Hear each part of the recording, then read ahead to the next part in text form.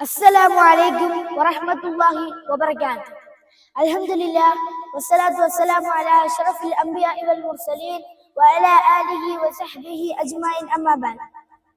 പ്രിയമുള്ളവരെ, പരിശുദ്ധ ഖുർആൻ ഒരു ശാസ്ത്രഗ്രന്ഥമല്ല.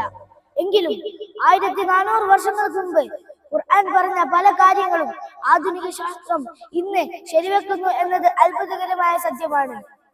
ശാസ്ത്രം വളരുന്തോറും ഖുർആനിന്റെ സത്യസന്ധത കൂടുതൽ വ്യക്തമാവുകയാണ് ചെയ്യുന്നത്.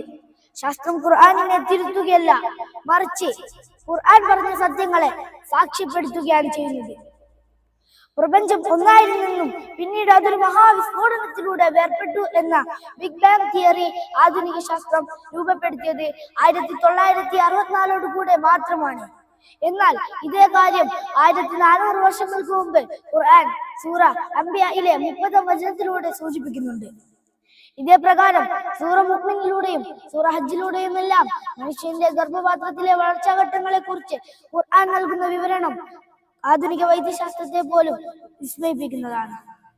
ആധുനിക ശാസ്ത്രം 20ാം നൂറ്റാണ്ടിൽ മാത്രം കണ്ടെത്തിയ എക്സ്പെൻഡിങ് യൂണിവേഴ്സ് അഥവാ പ്രപഞ്ചം വികസിച്ചു കൊണ്ടിരിക്കുകയാണെന്ന ശാസ്ത്രവസ്തുത 1400 വർഷങ്ങൾക്ക് മുമ്പ് സൂറ ദാരിയാത്തിലെ 47ാം വചനത്തിലൂടെ സൂചിപ്പിക്കുന്നുണ്ട്. ഇങ്ങനെ പ്രപഞ്ചത്തെക്കുറിച്ചും പ്രകൃതിയെക്കുറിച്ചും പ്രകൃതി പ്രതിഭാസത്തെക്കുറിച്ചും സമുദ്രത്തെക്കുറിച്ചും പർവ്വതങ്ങളെക്കുറിച്ചും പക്ഷികളെക്കുറിച്ചും തേനീച്ചകളെക്കുറിച്ചും എല്ലാം എണ്ണമറ്റ ശാസ്ത്രവസ്തുക്കൾ പരാമർശിക്കുന്ന ഈ ഖുർആൻ തീർത്തും ദൈവികമാണ്.